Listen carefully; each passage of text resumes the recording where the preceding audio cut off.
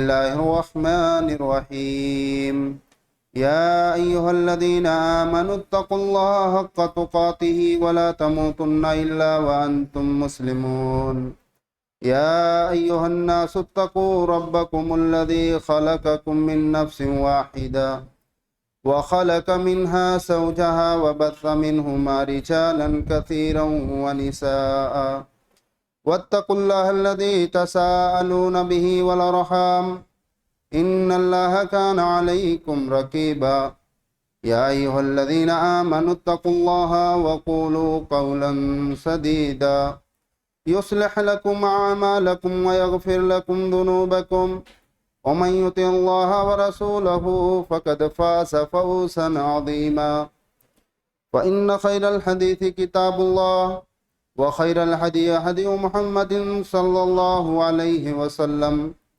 وشر الأمور محدثاتها وكل محدثة بدعة وكل بدعة ضلالة وكل ضلالة في النار بسم الله الرحمن الرحيم وشاورهم في الأمر فإذا أزمت فتوكل على الله۔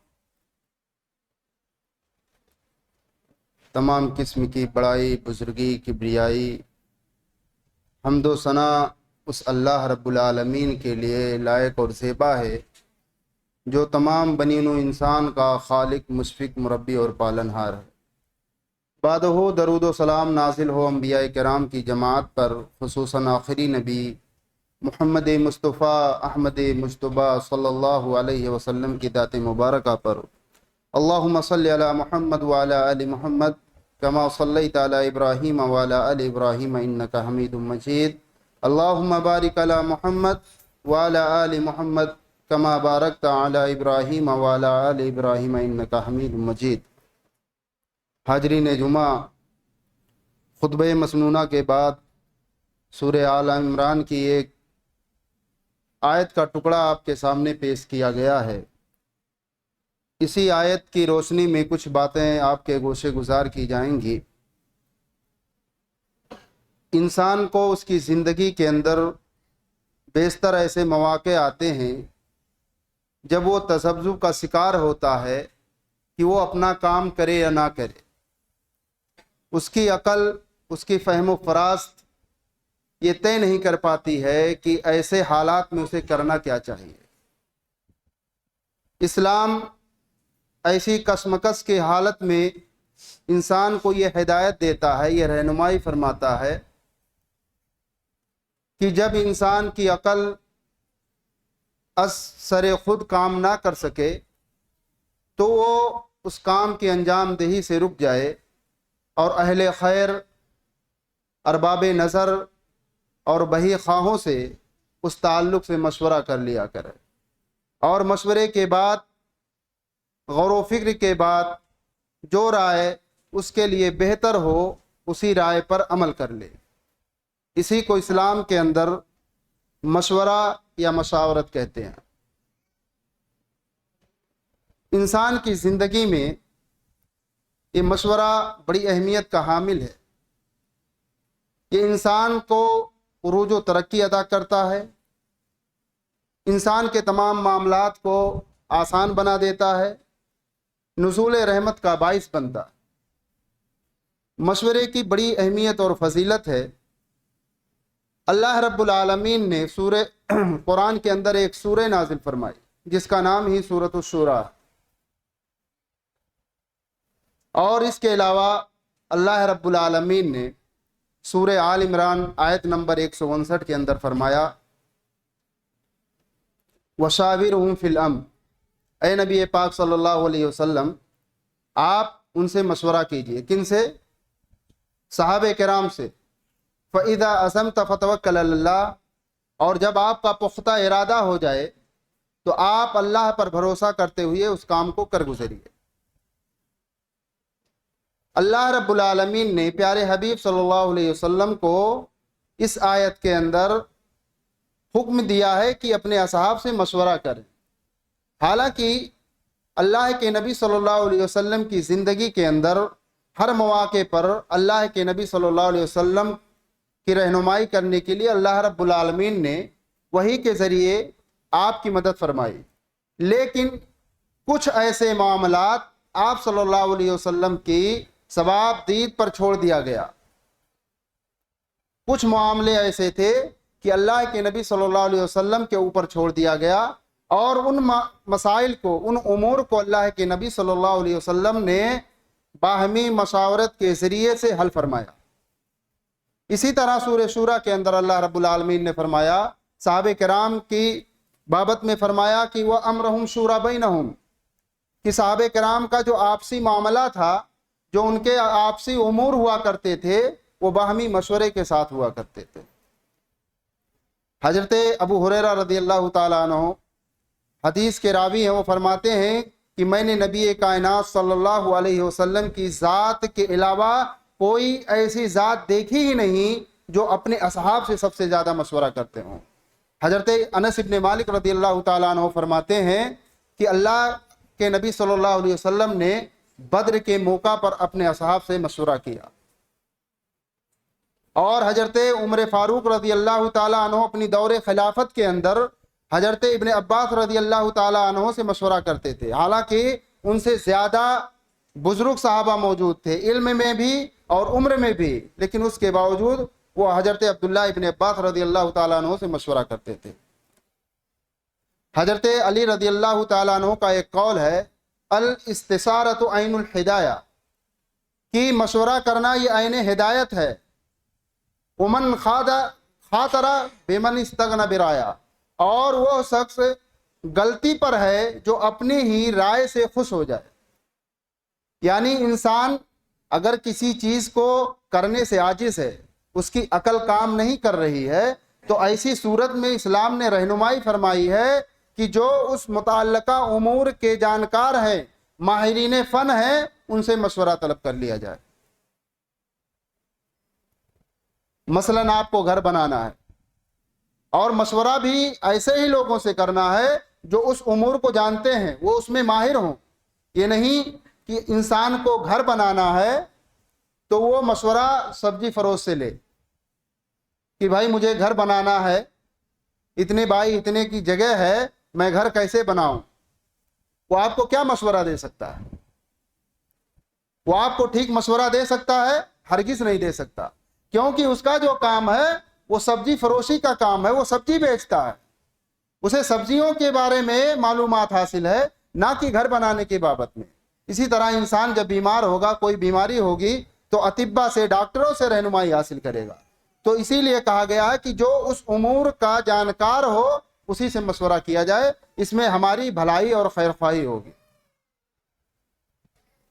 हजरत हाफिज इब्न हजर रहमतुल्लाह अलैह, इब्न कसीर रहमतुल्लाह अलैह ने तफसीर, इस आयत की तफसीर व अमरहुम शूरा बैनहुम के तहत उन्होंने एक बात कही है कि हर हुक्मरान को, हर आमिर को, हर अमीर को, हर जिम्मेदार को अपने से ज़्यादा जानकार जो आलिम हैं उनसे मशवरा करना चाहिए। ये नहीं कि इंसान अपनी ही राय से खुश हो जाए, अपने ही मशवरे को माशरे के अंदर थोप दे और उस पर खुश रहे। इंसान गलती का पुतला है। बसा औकात ऐसा होता है कि इंसान कोई अकेले ही फैसला कर लेता है और वो उसका फैसला गलत हो जाता है, फिर लोग उसे तानो तस्नी का शिकार बना लेते हैं। लेकिन जब आप बाहमी मशवरा करोगे, लोगों की राय जानोगे, और राय लेने के बाद अगर आप उस काम को करते हैं और उसमें कोई गलती खुदा ना खास्ता आ जाती है, वो काम सवाब को नहीं पहुंचता है, तो ऐसी सूरत में आपको मलामत नहीं किया जाएगा, इसलिए कि जो काम आपने किया है उसमें कई लोगों की राय शामिल थी, कई लोगों का मशवरा शामिल था। तो ये है मशवरे की अहमियत। अगर आप मशवरा करेंगे तो आप हत्तल इम्कान हिदायत पर रहेंगे, आपका काम सही होगा, और अगर काम खुदा ना खास्ता गलत हुआ तो आपको मलामत भी नहीं किया जाएगा। आइए चंद मिसालों के ज़रिए से हम मशवरे की अहमियत को समझते हैं। इससे पहले हम जान लें कि मशवरा किन लोगों से हम करें। تو اہل علم اس کے بارے میں 5 چیزیں بیان کرتے ہیں۔ پہلی چیز کہ انسان عقل مند ہو اور اس معاملے کا جانکار ہو جس معاملے میں اس سے مشورہ لیا جاتا۔ دوسری چیز انسان متقی اور پرہیزگار ہو۔ تیسری چیز انسان ذہنی طور سے مکمل ٹھیک ہو، بیمار نہ ہو، ذہنی الجھنوں کا شکار نہ ہو، ڈپریشن کا شکار نہ ہو، کیونکہ ایسے حالت میں جب آپ اس سے مشورہ کریں گے تو وہ آپ کو ٹھیک مشورہ نہیں دے سکتا۔ اور چوتھی چیز یہ کہ انسان کا جو مشورہ دے رہا ہے اس کی اپنی ذاتی رائے نہ ہو، اپنے خواہشات نفس کی پیروی نہ ہو۔ تو جن اشخاص کے اندر یہ ہنر ہوں، یہ صلاحیتیں ہوں، ایسے اشخاص سے ہم مشورہ طلب کریں۔ آئیے دیکھیں اللہ کے نبی صلی اللہ علیہ وسلم کے زمانے میں اللہ کے نبی صلی اللہ علیہ وسلم کن مواقع پر اور کن لوگوں سے مشورہ طلب کرتے تھے۔ سب سے پہلے اللہ کے نبی صلی اللہ علیہ وسلم نے جنگ بدر کے بعد اپنے اصحاب سے مشورہ کیا۔ اس سے پہلے بھی آپ نے مشورہ کیا، لیکن جنگ بدر کے بعد آپ نے مشورہ ایسے امور میں کیا جس کی بابت شریعت میں کوئی حکم ابھی تک نہیں تھا۔ ایک تھا مال غنیمت۔ پچھلی امتوں میں کیا تھا کہ مال غنیمت کو ایک جگہ اکٹھا کیا جاتا تھا اور اسے آگ لگا دی جاتی تھی۔ دوسری امتوں کے لیے مال غنیمت حلال نہیں تھا، جس طرح ہمارے لیے مال غنیمت حلال ہے، اس طرح پچھلی امتوں میں مال غنیمت حلال نہیں ہوا کرتا تھا۔ اللہ رب العالمین نے آیت کے نزول کے ذریعے سے اس مسئلے کا حل فرما دیا کہ مسلمانوں کے لیے مال غنیمت یہ حلال ہے اور 5واں حصہ بیت المال کے لیے۔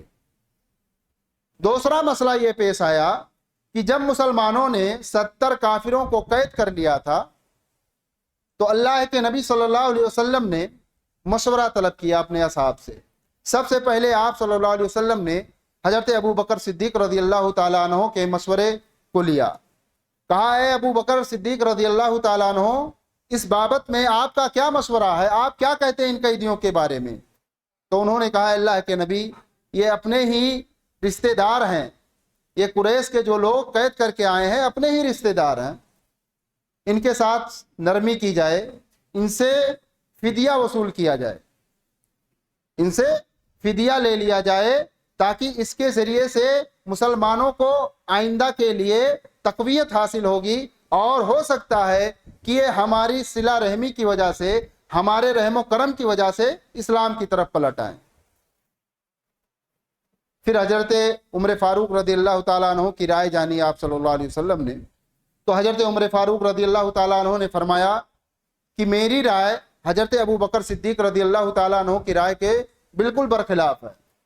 آپ فلاں شخص کو جو میرا رشتہ دار ہے مجھے دے دیجئے، میں اسے قتل کر دوں۔ عقیل ابن طالب کو آپ حضرت علی کے حوالے کر دیں، وہ انہیں قتل کر دیں، اور اسی طرح فلاں شخص کو حضرت حمزہ کے حوالے کر دیں، وہ انہیں قتل کر دیں۔ یعنی جتنے بھی لوگ قید کر کے آئے ہیں ان کے رشتہ داروں کو دے دیا جائے اور ان کی گردنیں اڑا دیں۔ میرا فیصلہ یہ ہے۔ لیکن اللہ کے نبی صلی اللہ علیہ وسلم نے حضرت ابو بکر صدیق رضی اللہ تعالیٰ عنہ کے فیصلے کو ترجیح دی۔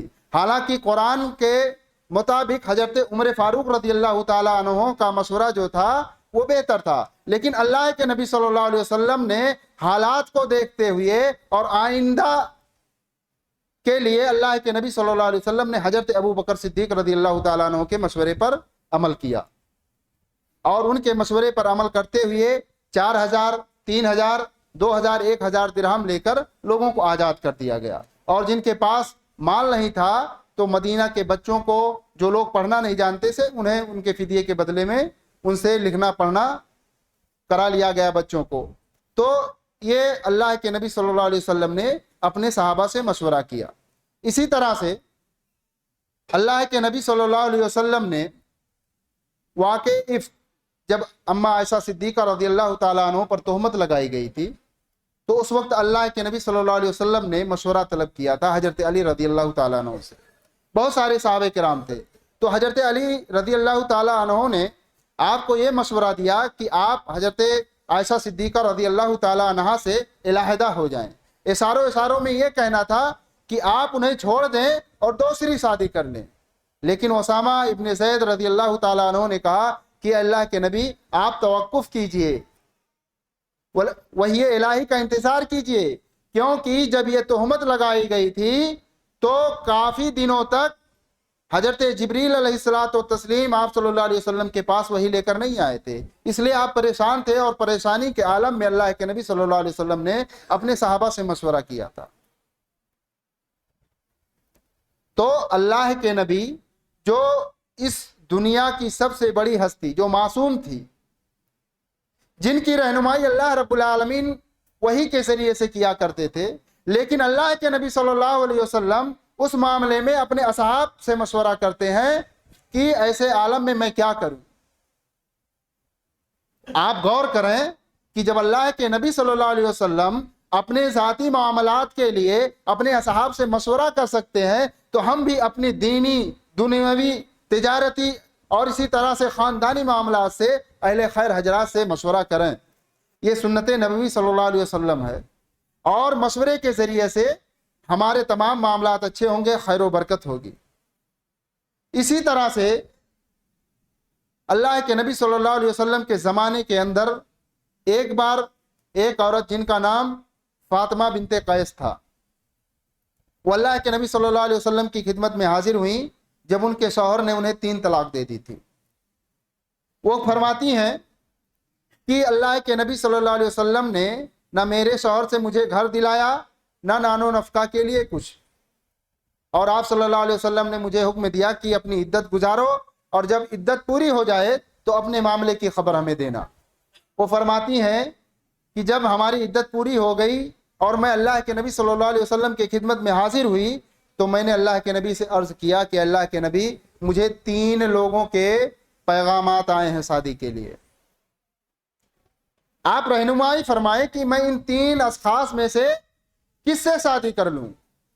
تو آپ صلی اللہ علیہ وسلم نے فرمایا کہ امیر معاویہ یہ غریب آدمی ہے، قلاس آدمی ہے، ان کے پاس مال و دولت نہیں ہے، اور دوسرے صحابی ہیں ابو جہم۔ اللہ کے نبی نے فرمایا کہ یہ عورتوں کو بہت مارتے ہیں، ایسا ہے کہ میرا خیال ہے تم اسامہ بن زید سے شادی کر لو، میری رائے یہ ہے کہ آپ اسامہ بن زید سے شادی کر لو۔ وہ بڑے خاندان کی عورت تھی، پہلے اللہ کے نبی نے جب کہا تو وہ کسمکس کا شکار ہو گئیں، پھر اللہ کے نبی نے دوبارہ کہا تو انہوں نے اسامہ بن زید رضی اللہ تعالیٰ عنہ سے شادی کر لیا، اور ان کا یہ فرمان ہے کہ شادی کے بعد مدینہ کی تمام عورتیں ہماری قسمت پر رشک کیا کرتی تھیں کہ ہماری زندگی اتنی بہترین گزر رہی تھی، ازدواجی زندگی، ہم بہت زیادہ خوش و خرم تھے، ہماری زندگی بابرکت تھی۔ مسلم شریف کی روایت ہے یہ۔ تو صحابہ بھی اور صحابیات بھی اللہ کے نبی صلی اللہ علیہ وسلم سے مشورہ طلب کیا کرتے تھے اپنے ذاتی امور میں۔ اسی طرح سے ایک مرتبہ صلح حدیبیہ کے موقع پر کافی دنوں تک حدیبیہ کے میدان میں اللہ کے نبی صلی اللہ علیہ وسلم اپنے اصحاب کے ساتھ پڑاؤ ڈالے ہوئے تھے، کوئی بات بن نہیں پا رہی تھی، کیونکہ کفار مکہ نے مکہ میں داخل ہونے سے مسلمانوں کو روک دیا تھا، فریقین کی طرف سے باتیں ہوتی رہتی تھیں، کسی حتمی فیصلے پر نہیں پہنچے تھے۔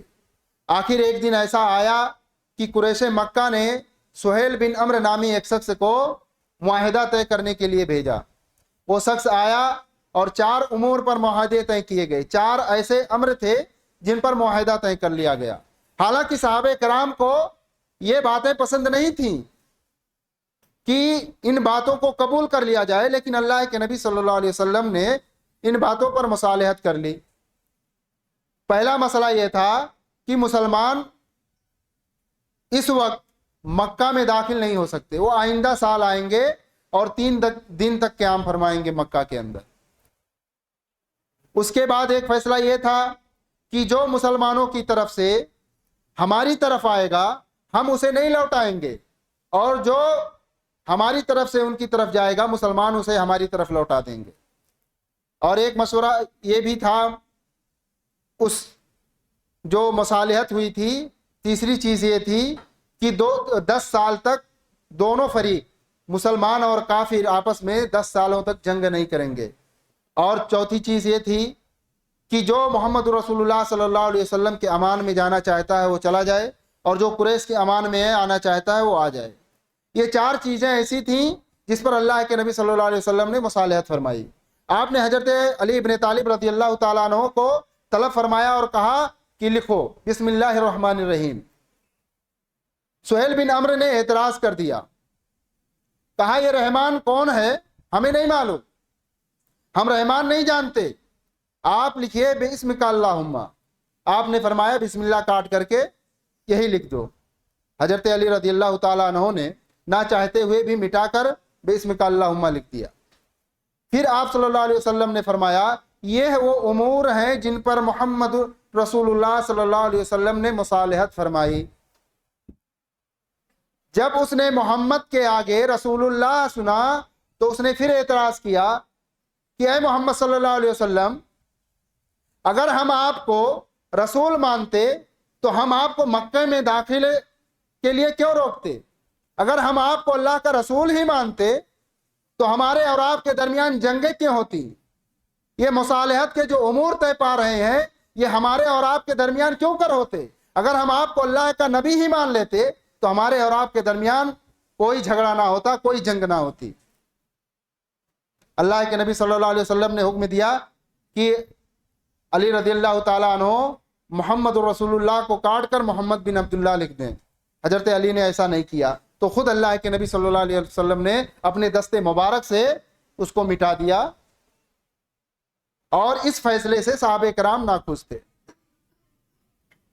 اللہ کے نبی صلی اللہ علیہ وسلم نے اپنے اصحاب کو حکم دیا کہ سب لوگ اپنے بال کو مڈوا لیں اور اپنے جانوروں کو قربان کر دیں۔ ایک بار کہا، دو بار کہا، تین بار اللہ کے نبی نے یہ حکم دیا اپنے اصحاب کو۔ صحابہ میں سے کوئی نہ اٹھا، نہ کسی نے اپنے بال مڈوائے، نہ کسی نے اپنے جانور کو ذبح کیا۔ اللہ کے نبی صلی اللہ علیہ وسلم اپنے خیمے میں گئے، اور اللہ کے نبی صلی اللہ علیہ وسلم کا یہ معمول تھا کہ ہر سفر میں آپ اپنے بیویوں میں سے کسی ایک کو اپنے ساتھ رکھتے تھے۔ اس وقت حضرت ام سلمہ رضی اللہ تعالی عنہ آپ کے ساتھ تھیں، آپ خیمے میں تشریف لے گئے، اور اما سلمہ رضی اللہ تعالی عنہ سے کہا کہ میں نے مسلمانوں کو، اپنے اصحاب کو حکم دیا کہ وہ اپنے بال کو مڈوا لیں، اپنے جانوروں کو ذبح کر لیں، لیکن کسی نے اپنے بال کو نہ مڈوایا اور نہ اپنے جانوروں کو ذبح کیا۔ اما سلمہ رضی اللہ تعالی عنہ فرماتی ہیں کہ اللہ کے نبی صلی اللہ علیہ وسلم آپ بغیر کچھ کہے ہوئے، آپ کو مشورہ دے رہی ہیں کہ آپ بغیر کچھ کہے ہوئے آپ اپنے نائی کو بلائیے، اپنا حلق کروائیے اور اپنے جانور کی قربانی دیجیے۔ اللہ کے نبی صلی اللہ علیہ وسلم نے اس مشورے کو اپنایا، باہر آئے، اپنے نائی کو بلایا، اپنا حلق کروایا اور جانور کو ذبح کیا۔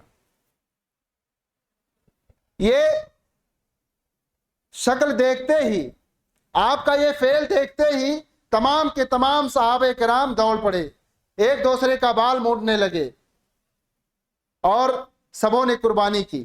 عالم یہ تھا، ایسا لگتا تھا کہ ایک دوسرے کو قتل کر دیں گے۔ تو یہ مشورے کی برکت تھی۔ اللہ کے نبی کے حکم کے خلاف صحابہ کرام کا عمل ہوا تھا کہ انہوں نے آپ کی بات نہیں مانی تھی، لیکن جب اللہ کے نبی صلی اللہ علیہ وسلم نے اپنے مشورے پر عمل کیا تو صحابہ کرام کی وہی جماعت بغیر کچھ کہے ہوئے دوبارہ سبوں نے اپنے حلق کروا لیے اور اپنے جانوروں کو ذبح کر دیا۔ تو مشورے کی یہ برکت ہے کہ جب بھی ہم مشورہ کریں گے تو انشاءاللہ اللہ رب العالمین خیر کا معاملہ کرے گا ہمارے ساتھ۔ اللہ کے نبی صلی اللہ علیہ وسلم کے زمانے میں اور بہت سارے ایسے مواقع آئے ہیں۔ حضرت عمر خطاب رضی اللہ تعالیٰ عنہ کے دور خلافت میں ایک موقع ایسا بھی آیا کہ جب حضرت موسیٰ اشعری رضی اللہ تعالیٰ عنہ نے انہیں مشورہ دیا۔ اور آپ لوگ جان لیں کہ مشورہ مانگا جائے تو آپ مشورہ دیں اگر اس معاملے میں جانکار ہیں۔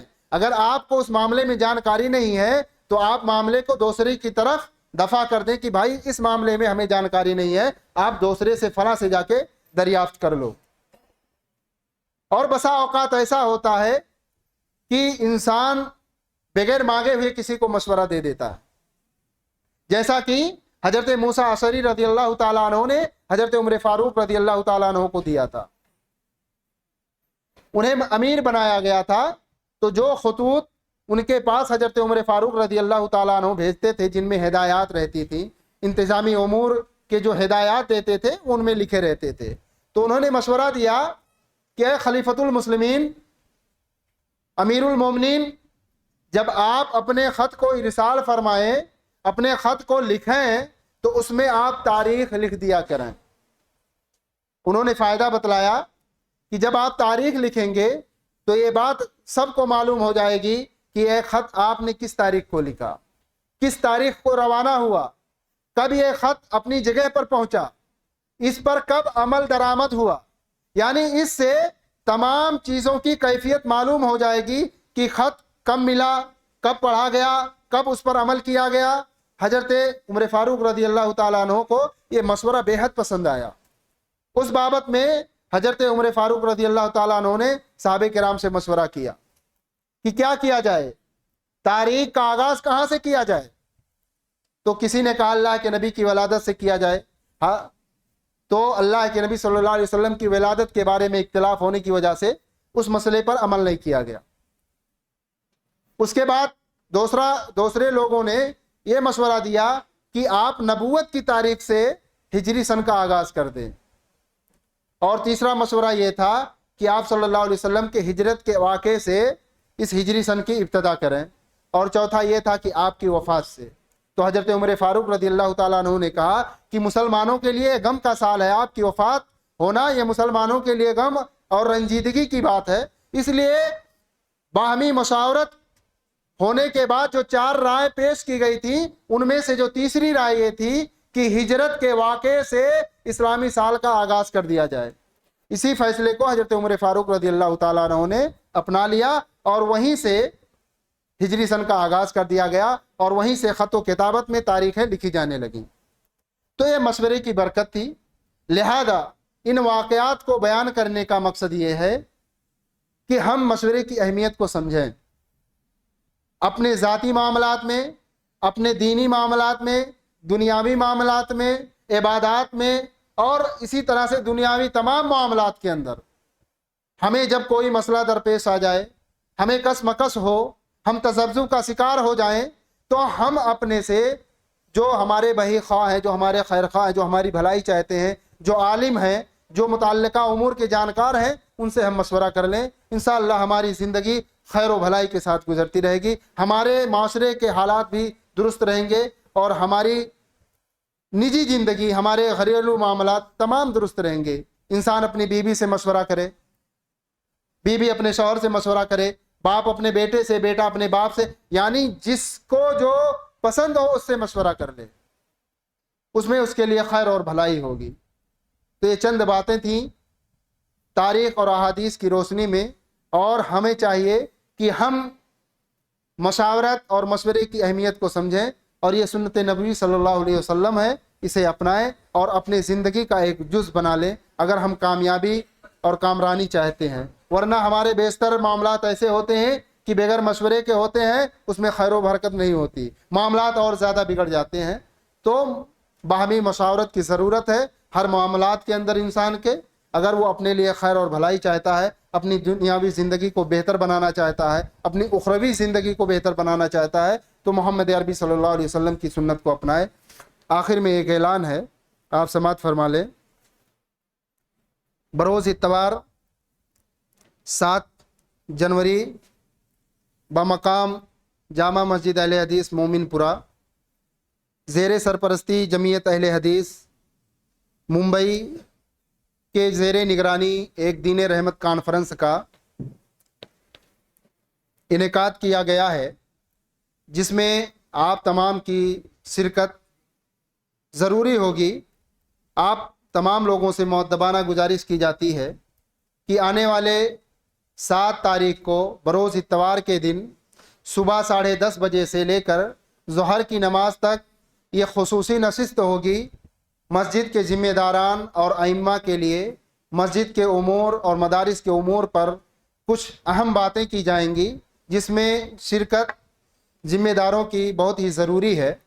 اور الحمدللہ خوشی اس بات کی ہے کہ یہاں کی مقامی جو جمعیت ہے، چیتا کیمپ کی مقامی جمعیت اہل حدیث، اور خاص طور سے اس کے ذمہ داران الحمدللہ کافی حد تک دین کی خدمت میں بڑھ چڑھ کر حصہ لے رہے ہیں، اور بہت سارے ایسے امور کو انہوں نے یہاں انجام دیا ہے جس سے انسانیت بہت ہی زیادہ مستفیض ہو رہی ہے۔ تو لہذا ضرورت اس بات کی ہے کہ جو پروگرام ہو رہا ہے مومن پورہ میں، تو 10:30 بجے سے لے کر ظہر کی نماز تک یہ خصوصی نشست ہے ائمہ اور ذمہ داران مسجد اور مدرسے کے لیے۔ اس کے علاوہ بعد عصر تا 10 بجے سب یہ اوپن گراؤنڈ جھولا میدان کے اندر ہوگا، جس میں عام لوگوں کی شرکت بھی ضروری ہے، اور اعلان یہ کیا جا رہا ہے کہ آپ لوگ زیادہ سے زیادہ تعداد میں جا کر جمعیت کی زیر نگرانی مولانا عبدالسلام سلفی حفظہ اللہ کی زیر سرپرستی میں یہ دین رحمت کانفرنس ہو رہی ہے، اور اپیل کی گئی ہے جمعیت کی جانب سے کہ آپ تمامی حضرات اس میں شرکت کریں، اور اس میں ہونے والے دین رحمت کے تعلق سے جو بھی باتیں ہوں گی آپ اس سے مستفیض ہوں اور اپنی دنیاوی اور اخروی زندگی کو بہتر بنائیں۔ آپ تمامی حضرات سے گزارش ایک بار پھر ہے کہ آپ اس پروگرام میں شرکت ہوں اور اس پروگرام کے خیر و برکت سے فائدہ حاصل کریں۔ اللہ رب العالمین ہم تمام لوگوں کو ایسے مواقع سے فائدہ اٹھانے کی توفیق عطا فرمائے۔ اللہ رب العالمین ہمیں ہمیشہ جمعیت اور جماعت سے جڑے رہنے کی توفیق عطا فرمائے۔ جمعیت کی ہدایتوں اور اس کی نصیحتوں پر ہمیں عمل کی توفیق عطا فرمائے، اور ہمیں اپنے امیر اور اپنی جماعت کے مطابق چلنے اور اپنے تمام امور کو انجام دینے کی توفیق عطا فرمائے۔ اللہ رب العالمین ہماری زندگی کے تمام حالات کو درست کر دے۔ اللہ رب العالمین ہمیں صراط مستقیم پر قائم رکھے۔ اللہ رب العالمین ہمیں عقیدے توحید پر قائم رکھے، اور دنیا میں جب تک زندہ رکھے اسلام ایمان احسان پر رکھے، اور جب ہمارا خاتمہ ہو تو اسلام ایمان احسان پر ہو۔ بارک اللہ لنا ولکم فی القرآن العظیم ونفعنی وإیاکم بالآیات والذکر الحکیم، انہ تعالی جواد کریم ملک رؤوف الرحیم۔